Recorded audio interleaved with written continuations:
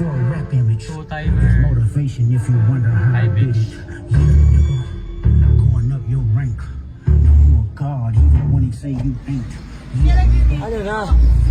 Tagal na ang traffic ang putik. Smut up on your name. Yeah, nigga, keep your head down and work like I do. Guys, ito yung ano yun. Feeling ko prank yan. Ba't parang wala akong tiwala sa'yo? Apoy mo. Nakakaya naman pinaghirapan mong balutin eh.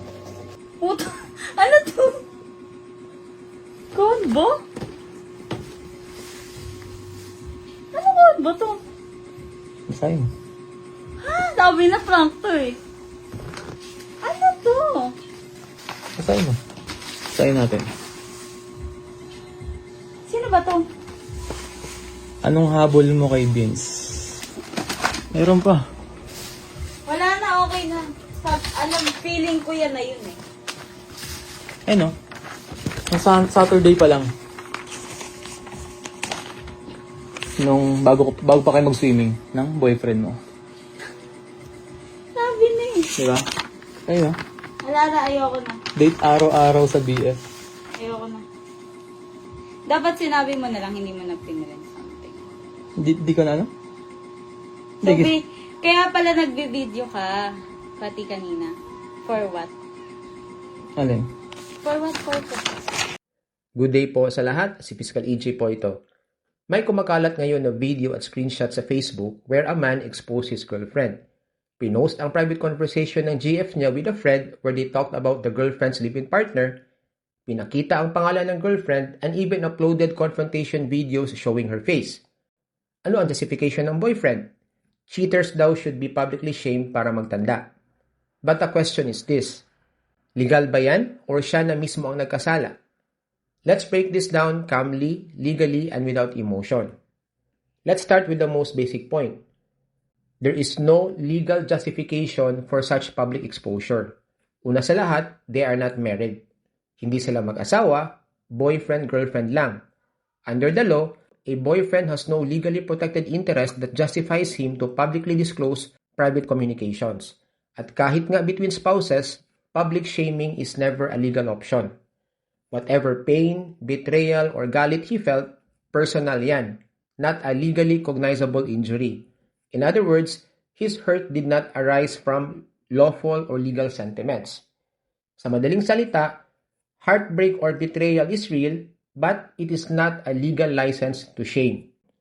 Kung tutuusin, the most proportionate response would have been tapusin ang relasyon, and if talagang concerned siya, privately inform his girlfriend's alleged live-in partner. Hindi kailangan ng Facebook, hindi kailangan ng public humiliation. Public posting was not necessary, not proportional, and not legally sanctioned. Now let's address his favorite defense. To teach her a lesson daw. But I'm sorry, it is not a lawful motive. Sa criminal law, malinaw ang rule. Motive is irrelevant, what matters is intent. At dito, kitang-kita ang intent. Just look at the acts. Pinost ang screenshots ng private conversation, pinakita ang pangalan ng babae, in-upload ang video confrontation showing her face. Hindi yan education, hindi yan warning. That is exposure with intent to shame. Walang legal doctrine na nagsasabing you may punish moral wrongdoing through public humiliation. That power belongs to the courts, not to social media users. So let's talk about crimes. First, pwede siyang maging liable for cyber libel. Even assuming totoong niloko siya ng girlfriend niya dahil may ka-live-in partner na pala ito, truth does not automatically absolve liability. Why? Because first, the posts impute dishonorable conduct. Second, they were posted in social media. And third, the woman is a private individual, not a public figure. Under settled doctrine, malice is presumed once defamatory imputation is shown. Truth is a defense only if there is good motive and justifiable purpose. And public shaming to teach a lesson is not a justifiable purpose. Second, pwede rin siyang managot under the Data Privacy Act. The screenshots contained personal data like her name and identity and sensitive personal circumstances like private relationships and admissions. Why is this violative of data privacy? Because once you disclose the data to the public and use it for shaming or humiliation, wala na yan sa personal or domestic use. Public posting for ridicule constitutes unauthorized processing and disclosure punishable under Section 25 of the Data Privacy Act. And apart from cyber libel, pwede rin kasuhan ng cyber unjust vexation. Very applicable po dito ang cyber unjust vexation because the acts of the boyfriend, number 1, caused annoyance, irritation, and humiliation. Number 2, it served no lawful purpose. And number 3, it was committed online, kaya aggravated under the Cybercrime Prevention Act.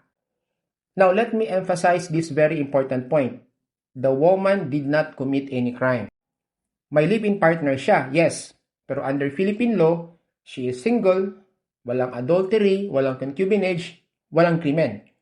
Immoral to some? Maybe. Illegal? Definitely no. So what was exposed was not a crime, but a private moral issue. Let's be clear.